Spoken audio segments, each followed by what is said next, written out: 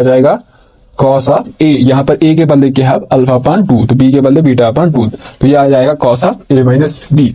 तो यहाँ पर ए का कॉस ए माइनस बी, यहाँ पर क्या है अल्फा अपान 2 माइनस बीटा अपान 2 आ गया। इसका वैल्यू पूरे का अगर यहाँ पर हम देखेंगे cos A cos B minus sign A sine B किसके बराबर होता है कॉस ए प्लस बी के बराबर, तो ये आ जाएगा कॉस ऑफ ए है अल्फा अपान 2 प्लस बीटा अपान 2, तो ये किसके बराबर है cos of alpha minus beta अपान 2, इसके साथ साथ यहां पर आ जाएगा cos of alpha plus beta अपान 2। लेकिन जो अल्फा और बीटा वो क्या है कंप्लीमेंट्री एंगल्स है। कंप्लीमेंट्री एंगल्स ऐसा एंगल होता है जिनका सम 90 के बराबर होता है। यहाँ पर अल्फा प्लस बीटा 90 डिग्री के बराबर आएगा।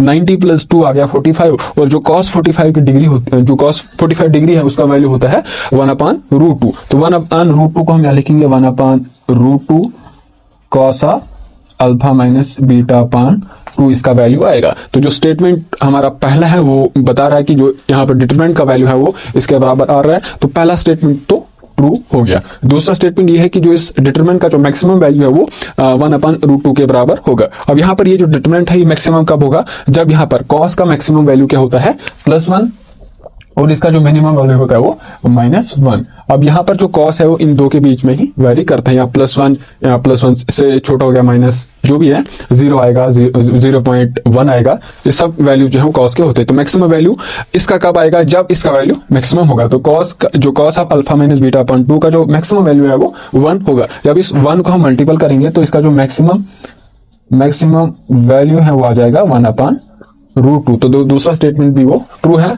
तो हमारे पास जो करेक्ट ऑप्शन है वो ऑप्शन सी रहेगा कि दोनों स्टेटमेंट्स है वो ट्रू है।